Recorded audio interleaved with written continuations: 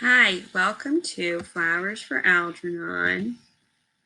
It's working, right? Flowers for Algernon, day 6. This is the last part of the story, and I'm trying this new thing where I embed camera so you can see my facial expressions. In the English department meeting, it said that is a good thing to do.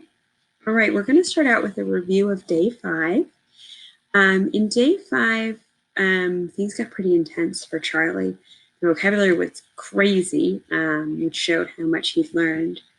But he started to feel really alone. He wasn't able to connect with Miss Kinnean. Everything he said was like way above her head. And he just, he had already lost his job at the factory. He was feeling like Dr. Niemer and Dr. Strauss weren't smart enough to really talk to, so he was feeling pretty alone.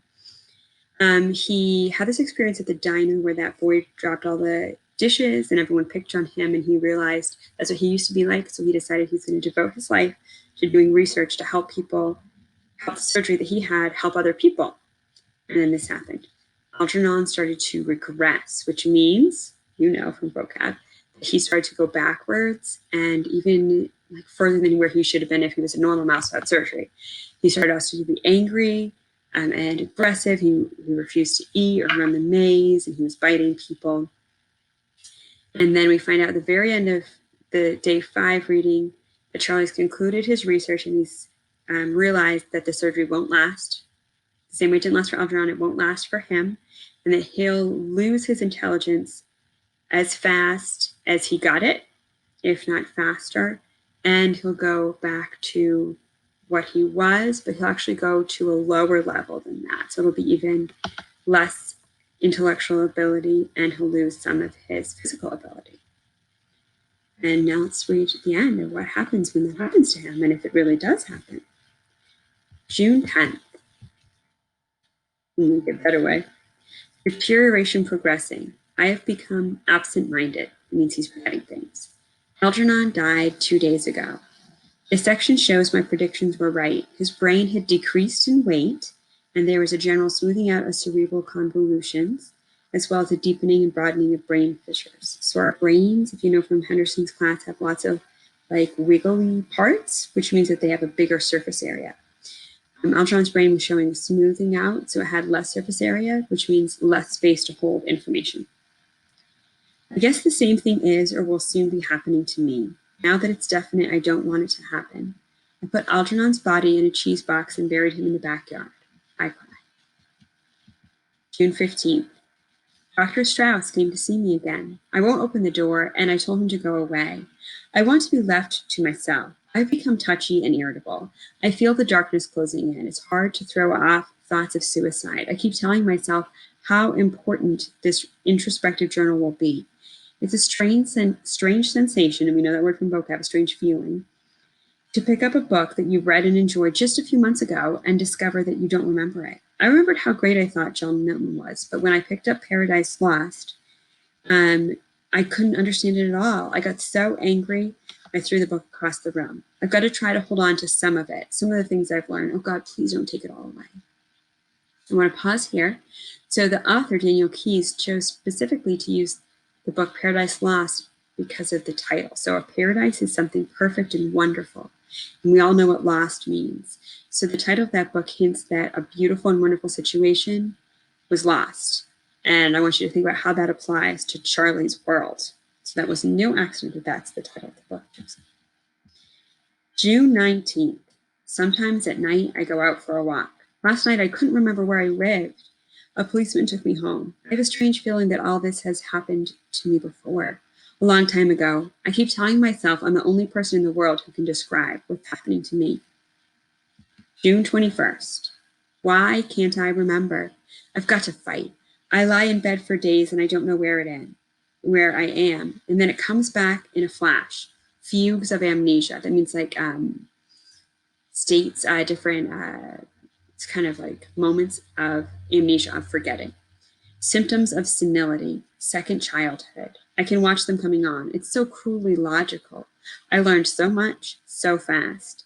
Now my mind is deteriorating rapidly. I won't let it happen. I'll fight it.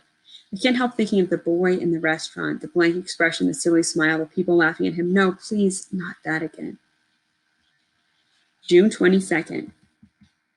I'm forgetting things that I have learned recently. It seems to be following the classic pattern. The last things learned are the first things forgotten. Or is that the pattern? I better look it up again. I reread my paper on the Algernon Gordon effect, and I get the strange feeling that it was written by someone else. There are parts I don't even understand. Motor activity, that's ability to move, is impaired, which means we know that. It's like not working right. I keep tripping over things and it becomes increasingly difficult to type. June 23rd. I've given up using the typewriter completely. My coordination is bad. I feel that I'm moving slower and slower. Had a terrible shock today. I picked up a copy of an article I used in my research, Kruger's Über Psychegesund, I can't really speak German, to see if it would help me understand what I had done. At first, I thought there was something wrong with my eyes. Then I realized I could no longer read German. I tested myself on other languages. They're all gone. June 30th. It's a week since I dared write again. It's slipping away like sand through my fingers. Most of the books I have are too hard for me now, and I get angry with them because I know that I read and understood them just a few weeks ago. I keep telling myself that I must keep writing these reports so that somebody will know what is happening to me. It gets harder to form the words and remember the spellings. I have to look up even simple words in the dictionary now, and it makes me impatient with myself. Dr. Strauss comes around almost every day, but I told him I wouldn't see or speak to anybody. He feels guilty. They all do. But I don't blame anyone. I knew what might happen, but oh, how it hurts. Okay, so Charlie says that he doesn't blame anyone. Should he? Is anyone at fault for this? Dr. Strauss feels guilty. Should Dr. Strauss feel guilty? This is something we're going to debate after we finish the story, so think on that. July 7th. I don't know where the week went. Today's Sunday. I know because I can see through my window people going to church. I think I stayed in bed all week. But I remember Mrs. Flynn bringing food to me a few times. I keep saying over and over, I've got to do something. And then I forget, or maybe it's just easier not to do what I say I'm going to do. I think of my mother and father a lot these days. I found a picture of them with me taken at a beach. My father has a big ball under his arm and my mother is holding me by the hand. I don't remember them the way they are in that picture. All I remember is my father drunk most of the time and arguing with Mom about money. He never shaved much and he used to scratch my face when he hugged me. My mother said he died, but cousin Milty said that he heard his mom and dad say that my father ran away with another woman. When I asked my mother about that, she slapped my face and said my father was dead. I don't think I ever found out which was true, but I don't care much. He said he was going to take me to see cows on a farm once, but he never did. He never kept his promises. Now, this is the first and only time in this short story that we have heard any mention of Charlie's childhood and his background. It's interesting that it's coming up now.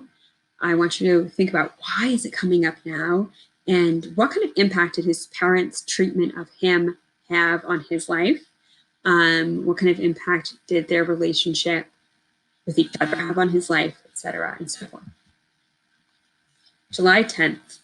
My landlady, Mrs. Flynn, is very worried about me. She says the way I lay around all day and don't do anything, I remind her of her son before she threw him out of the house. She said she doesn't like loafers. That means lazy people. I'm sick, it's one thing, but if I'm a loafer, that's another thing, and she won't have it. I told her I think I'm sick. I tried to read a little every day, but mostly stories, but sometimes I have to read the same thing over and over again because I don't know what it means, and it's hard to write. I know I should look up all the words in the dictionary, but it's so hard and I'm so tired all the time. Then I got the idea that I would use only easy words instead of doing the long, hard ones. That saves me time. I put flowers on Algernon's grave about once a week. Mrs. Flynn thinks I'm crazy to put flowers on a mouse's grave, but I told her that Algernon was special. July 14th. It's Sunday again. I don't have anything to do to keep me busy now because my television set is broke and I don't have any money to get it fixed. I think I lost this month's check from the lab. I don't remember. I get awful headaches and aspirin doesn't help me much. Miss Flynn knows I'm really sick and she feels very sorry for me. She's a wonderful woman whenever someone is sick. July 22nd. Mrs. Flynn called a strange doctor to see me. She was afraid I was going to die. I told the doctor I wasn't too sick and that I only forgot things sometimes. She asked me, did I have any friends or relatives? And I said, no, I don't have any. I told him I had a friend called Algernon once, but he was a mouse and we used to run races together. He looked at me kind of funny, like he thought I was crazy. He smiled when I told him I used to be a genius. He talked to me like I was a baby and he winked at Mrs. Flynn. I got mad and chased him out because he was making fun of me the way they all used to. July 24th. I got no more money, and Mrs. Flynn says I got to go work somewhere and pay the rent because I haven't paid in over 2 months. I don't know any work but the job I used to have at Donegan's Plastic Box Company. I don't want to go back there because they all knew me when I was smart and maybe they'll laugh at me. I don't know what else to do to get money. July 25th. I was looking at some of my old progress reports and it's very funny, but I can't even read what I wrote. I can make out some of the words, but they don't make sense. Miss Kenyon came to the door, but I said to go away, and I don't want to see you. She cried, and I cried too, but I wouldn't let her in because I don't want her to laugh at me. I told her I didn't like her anymore. I told her I didn't want to be smart anymore. That's not true. I still love her. I still want to be smart, but I had to say that so she'd go away. She gave Mrs. Flynn money to pay the rent. I don't want her to do that. I got to get a job. Please, please don't let me forget how to read and write. July 27th. Mr. Donegan was very nice when I came back and asked him for my old job of janitor. First, he was very suspicious, but I told him what happened to me, and then he looked very sad and put his hand on my shoulder and said, Charlie Gordon, you got guts. Everybody looked at me when I came downstairs and started working in the toilet, sweeping it out like I used to. I told myself, Charlie, if they make fun of you, you don't get sore because you remember they're not so smart as you once thought they were.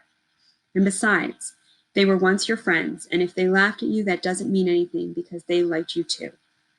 One of the new men who came to work there after I went away made a nasty crack. He said, Hey, Charlie, I hear you're a very smart fellow, a real quiz kid. Say something intelligent. I felt bad, but Joe Carp came over and grabbed him by the shirt and said, You leave him alone, you lousy cracker, or I'll break your neck. I didn't expect Joe to take my part, so I guess he really is my friend. Later, Frank Riley came over and said, Charlie, if anybody bothers you or tries to take advantage of you, call me or Joe, and we'll set him straight. I said, thanks, Frank, and I got choked up, so I had to turn around and go into the supply room so he wouldn't see me cry. It's good to have friends. So these are the same men who picked on Charlie before and would tease him and trip him and get him to do what they thought were just like stupid things. And then when he got smart, they were afraid of him and they wouldn't hang out with him and they signed a petition getting him fired, and now they're sticking up for him.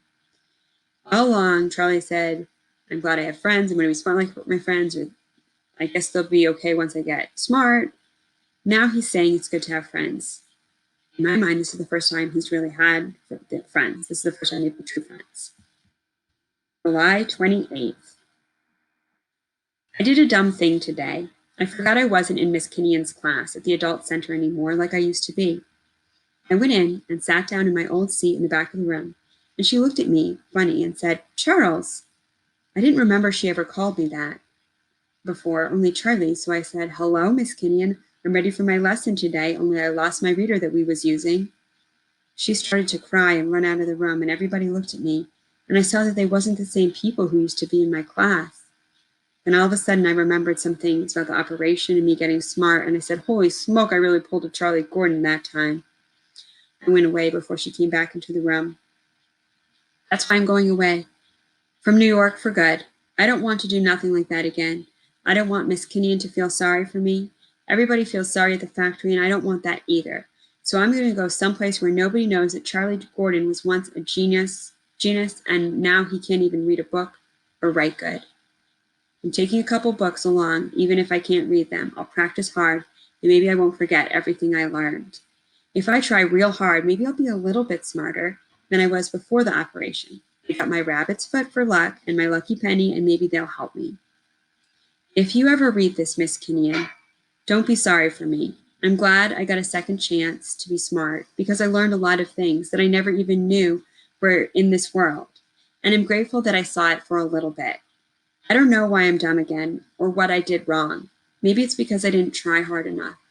But if I try and practice very hard, maybe I'll get a little smarter and know what all the words are. I remember a little bit how nice I had a feeling with the blue book and its torn cover when I read it. That's why I'm going to keep trying to get smart so I can have that feeling again. It's a good feeling to know things and be smart. I wish I had it right now. If I did, I would sit down and read all the time. Anyway, I bet I'm the first dumb person in the world who ever found out something important for science. I remember I did something, I don't remember what though. So I guess it's like I did it for all the dumb people like me. Goodbye, Miss Kinnean. Goodbye, Dr. Strauss, and everybody. And P.S. Please tell Dr. Nemor not to be such a grouch when people laugh at him, and he would have more friends. It's easy to make friends if you let people laugh at you. I'm going to have lots of friends where I go. P.P.S. Please, if you get a chance, put some flowers on Algernon's grave in the backyard. The end.